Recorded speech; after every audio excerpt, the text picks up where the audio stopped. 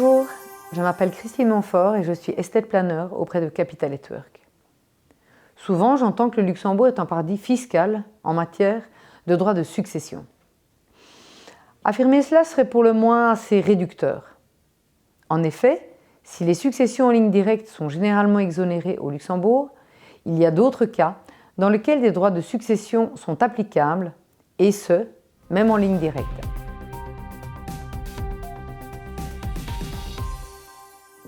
Pour remettre ce postulat en question, examinons quelques cas concrets auxquels j'ai été confrontée lors de rendez-vous avec des clients ou prospects.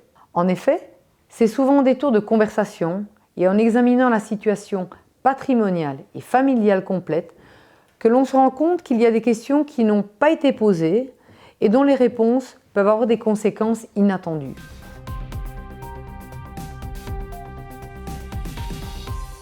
Le premier exemple concerne un couple résident luxembourgeois. Monsieur et madame détiennent un compte titre et un patrimoine immobilier. Leurs deux enfants résident tous deux au Luxembourg. En ce qui concerne les biens mobiliers, et pour autant que la répartition se fasse de manière égale entre les enfants, la succession est exonérée de droits au Luxembourg. En ce qui concerne leur patrimoine immobilier, monsieur et madame possèdent une maison familiale à Luxembourg et un appartement à la côte belge. Afin d'organiser de manière harmonieuse la transmission de ces biens, monsieur et madame ont décidé de rédiger un testament. La rédaction d'un testament permet en effet d'attribuer les biens de manière spécifique à chaque héritier et ainsi de leur éviter d'être en indivision sur chacun de ces biens.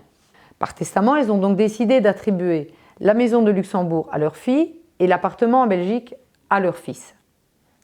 Au Luxembourg, la succession sera exonérée pour ces deux biens immeubles.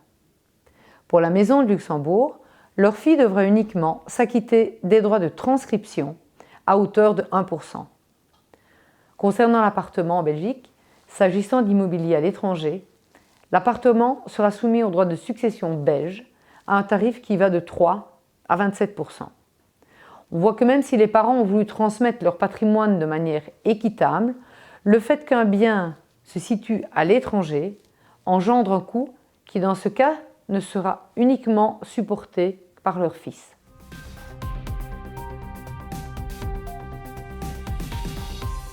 Une autre situation que nous rencontrons fréquemment est le cas des enfants qui habitent à l'étranger. Je pense à l'exemple d'un couple résident luxembourgeois qui a deux enfants. Leur fils habite à Luxembourg, tandis que leur fils vit en France depuis plus de 10 ans.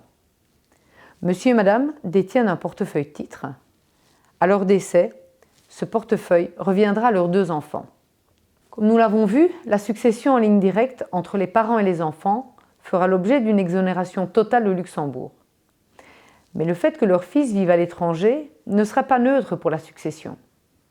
En effet, en tant que résident français, leur fils sera tenu de déclarer la succession en France et il sera imposé selon le barème français des droits de succession entre 5 et 45%. On comprend de cette situation, alors que les deux enfants hériteront des mêmes sommes de leurs parents, la part nette de leur fils sera moindre car amputée des droits de succession français.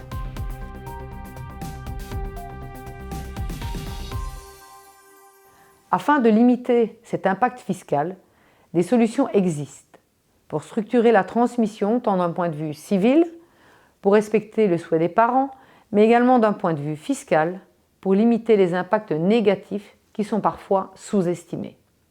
Les donations, les achats scindés ou la souscription d'une assurance vie sont par exemple des pistes qui peuvent être examinées pour atténuer le coût fiscal.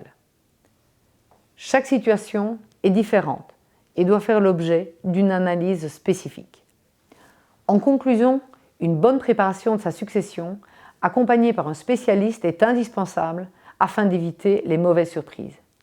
Si vous avez des questions, n'hésitez pas à nous contacter, nous sommes à votre disposition. Merci.